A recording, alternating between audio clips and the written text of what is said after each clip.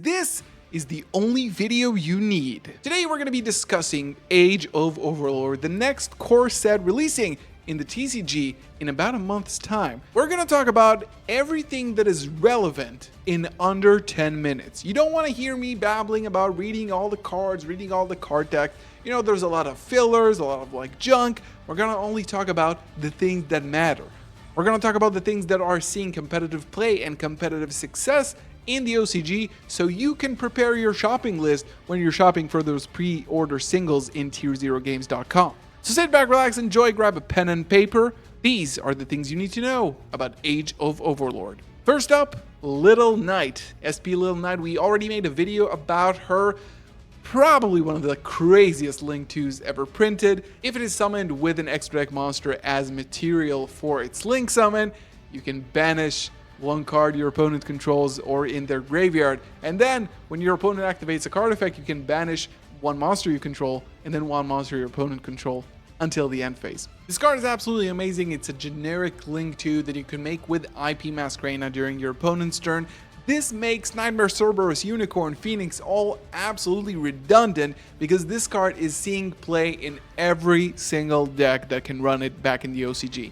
This is going to be the first one on the list because I'm thinking this is definitely going to be way up high there as the most expensive staple in this set. Now the next card is something that we've discussed in a video rather short, and we are going to make a video specifically about that. And that card is called Stellar Nemesis T-PHON Doomsday Star. This card is in rank 12 Xyz, and that's no coincidence. I think everybody knows by now that this is the darker, older brother of Zeus.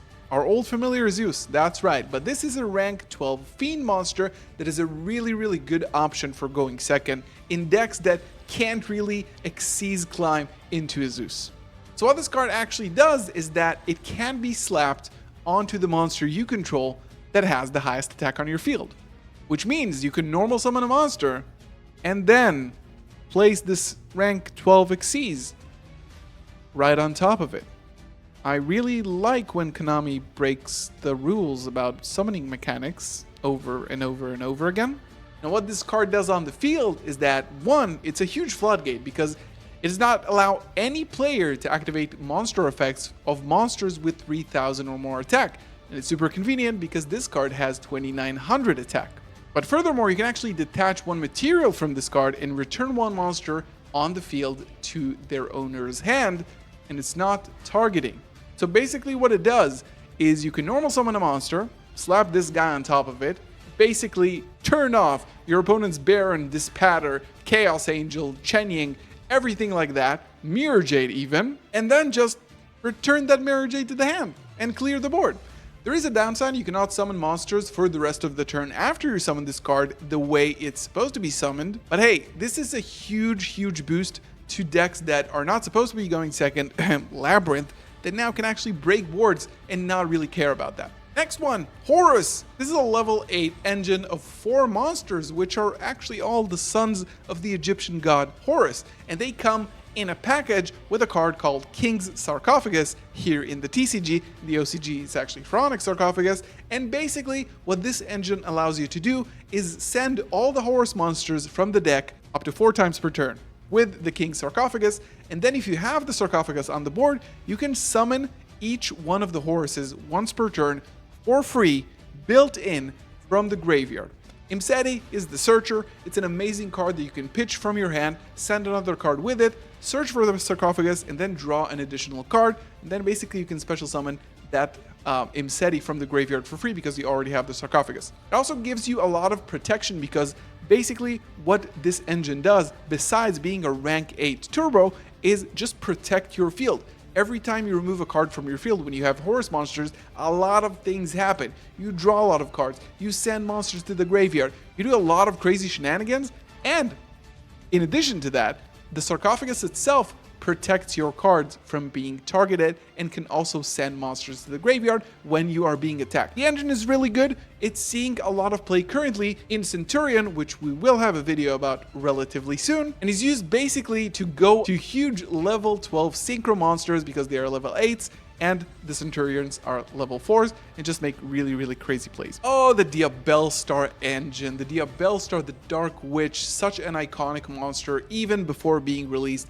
A lot of people are saying that this is the new lore, the main theme of the game, like Albaz and Visas were before. The Dark Witch herself can summon itself to the field by sending one card from your hand to the graveyard, and then it can search a Sinful Spoils spell and trap.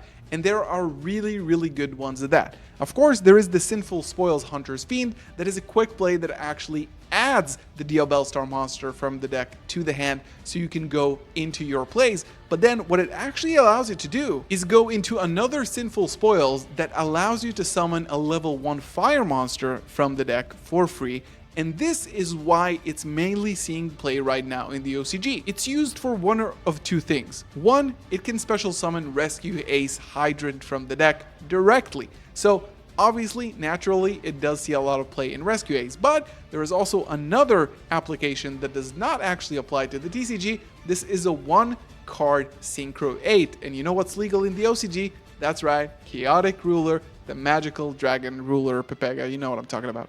It also has another Sinful Spoil, which is called Luciella, that pops every monster your opponent controls that has attack less than Diabellstar herself. Basically what it does, it targets one level 7 spellcaster on your field, and then it lowers your opponent's monster's attack by that monster's attack, and if it reaches 0, they're popped. So basically anything under than 2500, because it has 2500. It's going to be interesting to see if it sees a lot of play here, because I think the main application besides being a good starter in Rescue Ace is actually Chaos Ruler, and we don't have that card, but I'm guessing that those cards are going to be really expensive, and I'm really hoping that I'm going to get to pick some of them up from tier0games.com. More Chimera support, Berthamat, the Phantom Beast Dark Ruler.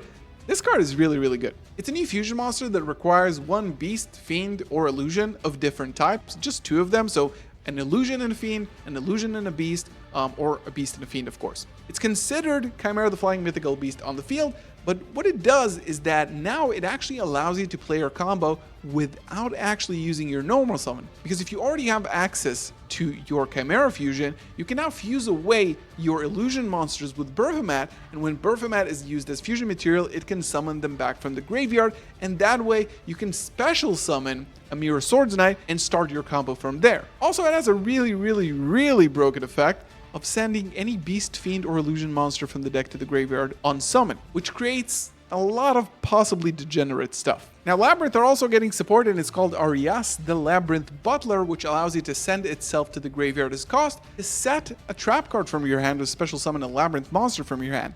And that trap card can be activated the turn it was set, which means if you have one of the welcomes in Arias, it is a 1-card starter for your combo in a trap deck on turn 1. Again, Konami likes to bend the rules. This card is, of course, seeing some play in Labyrinth builds, which are still very popular back in the OCG. I think this is a rightful, really good boost to the Labyrinth strategy. Not that it really needed playing trap cards on turn 1, but apparently it does. More Manadium support in the form of Trilosukta that allows you to now make Rheum Heart or Calarium a 1-card level 8 synchro combo. I don't think Manadium is going to be really strong after that, but hey, we're getting a continuation to the Kitkalos life cycle in a form of a new synchro monster. We have a new archetype called Snake Eyes, which is of course the family of Diabellstar the Dark Witch that we mentioned before. We're also getting a new Vanquish Soul monster that can special summon itself when a card is revealed in your hand. More TG support with a new level 12 synchro that you could use to summon with Crimson Dragon that could banish a card on the field, but